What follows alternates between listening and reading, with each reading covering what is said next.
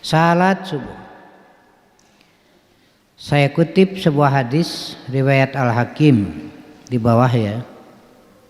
An Aisyah, dari Aisyah, qalat, ia berkata, qala Rasulullah sallallahu alaihi wasallam, telah bersabda Rasulullah sallallahu alaihi wasallam, raqatal fajri, 2 rakaat sholat sunat sebelum sholat subuh, maksudnya khairun minad dunya jami'an, lebih baik daripada dunia seluruhnya.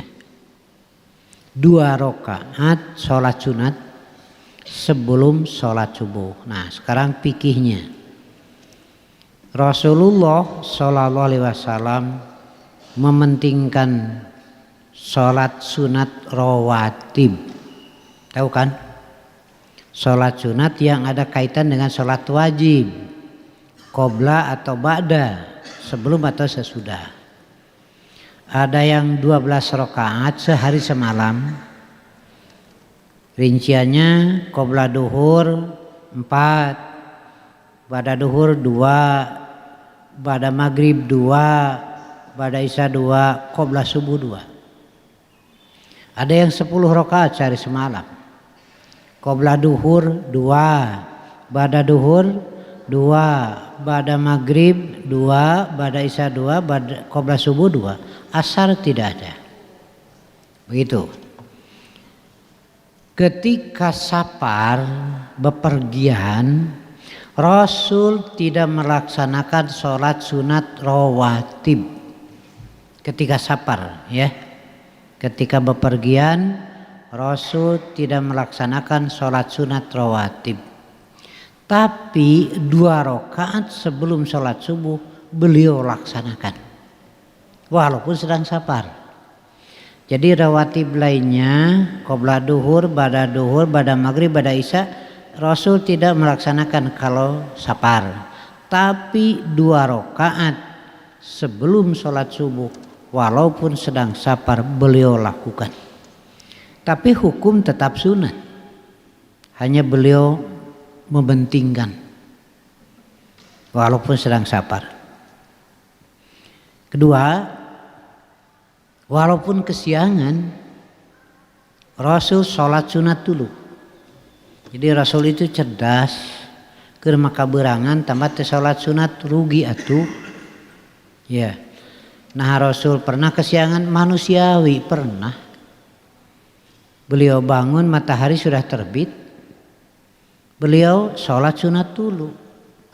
Jadi bapak ibu anu kaberangan tong leutik hate. Rasul ge pernah, bapak ibu mah mineng. Kalau bapak ibu mah sering. Iya. Sholat sunat dulu lebar, tapi kalaupun tidak berdosa karena sunat. Hanya jika salat itu lebih baik.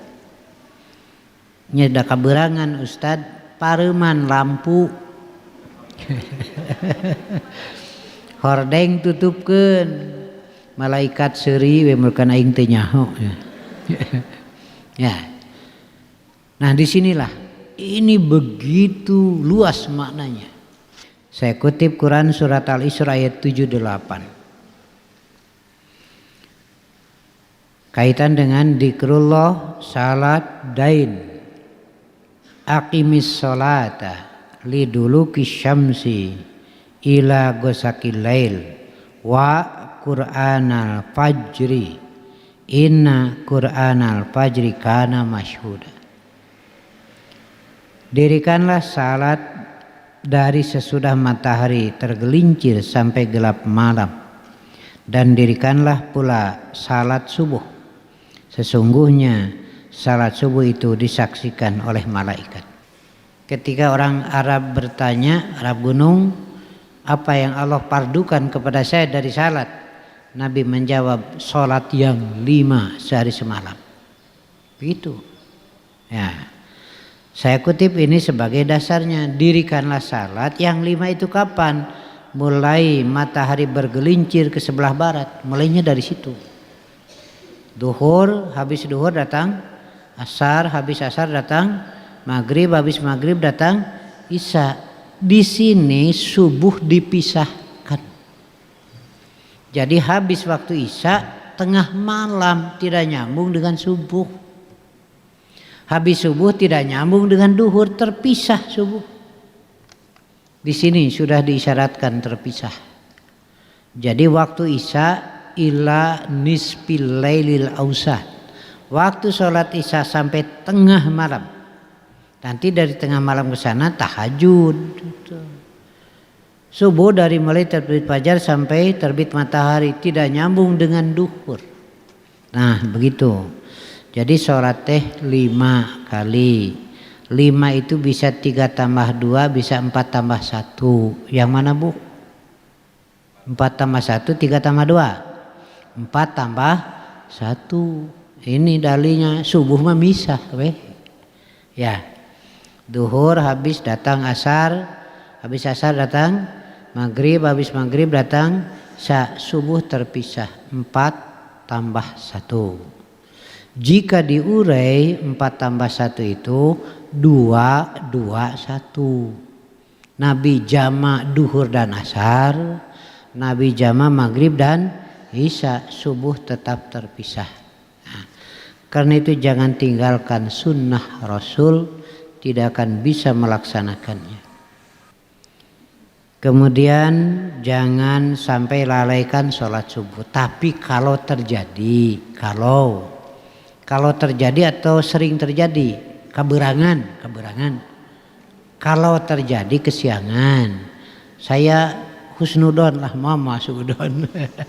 Kalau terjadi kesiangan, baru 1 rakaat terbit matahari, jangan berhenti, lanjutkan saja. Maka itu dianggap sempurna salatnya. Kalau sholat asar baru 2 rakaat terbenam matahari, datang maghrib, lanjutkan.